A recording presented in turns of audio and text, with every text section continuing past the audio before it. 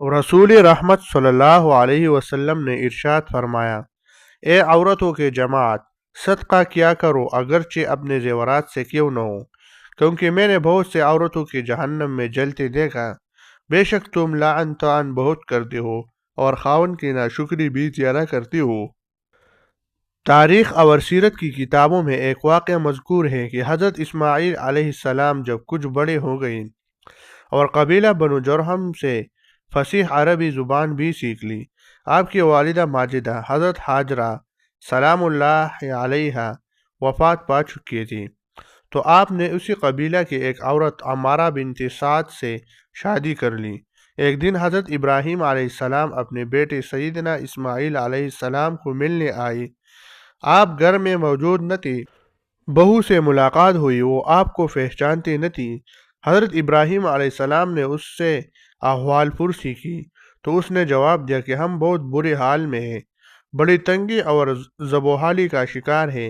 यानी अपनी तंगी और फ़क़र का शिकवा किया और अपने हालात के मुतालिक अल्लाह ताला की रज़ा पर राज़ी न हुई।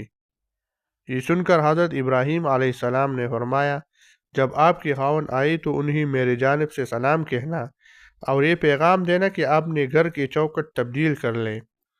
जब सैयदना इस्माईल अलैहिस्सलाम वापस घर आई तो उनकी बीवी ने बड़े मियाँ का सारा माजरा कह सुनाया। सैयदना इस्माईल अलैहिस्सलाम ने फरमाया, वो मेरे वालिद थे, उन्होंने मुझे इस बात का हुक्म दिया है कि मैं तुझसे अलहदगी इख्तियार कर लो, लिहाजा तुम अपने वालिदैन के घर चले जाओ। यूँ औरत अल्लाह की रज़ा पर राज़ी न रहने के पादाश में अच्छी रफ़ाकत से महरूम हो गई। इसके बाद सैयदना इस्माईल अलैहिस्सलाम ने दूसरा निकाह फरमा लिया। आपकी बीवी बड़ी साबरा व शाकिरा और हर हाल में अल्लाह की रज़ा पर खुश रहने वाली थी। कुछ अरसा के बाद फिर सैयदना इब्राहीम अलैहिस्सलाम सैयदना इस्माईल अलैहिस्सलाम से मिलने आए, तो हस्ब साबिक़ घर पर अपने फ़र्जंद से मुलाकात न हुई। हज़रत इब्राहीम अलैहिस्सलाम ने सैयदना इस्माईल अलैहिस्सलाम के मुतालिक उनसे पूछा, तो उस बहू ने अर्ज़ किया कि वो तलाश रिज़्क़ में कहीं बाहर गई हुई है। हज़रत इब्राहीम अलैहिस्सलाम ने पूछा, तुम्हारे घर के हालात कैसे हैं? इस शाकिरा औरत ने जवाब दिया, अल्हम्दुलिल्लाह, हम बहुत अच्छे हाल में हैं। चुनांचे हज़रत इब्राहीम अलैहिस्सलाम ने फरमाया, अल्लाह ताला तुम्हें अपनी बरकत अता फरमाए। जब तुम्हारे शोहर आए तो उन्हें मेरा सलाम कहना और साथ ये कहना कि अपने दरवाजे के चौखट को कायम रखना। सैयदना इस्माईल अलैहिस्सलाम घर आए तो उनकी ज़ौजा ने बताया कि एक खुशशक्ल बुज़ुर्ग आए थे और उनके साथ ये बातचीत हुई और उन्होंने ये कहा।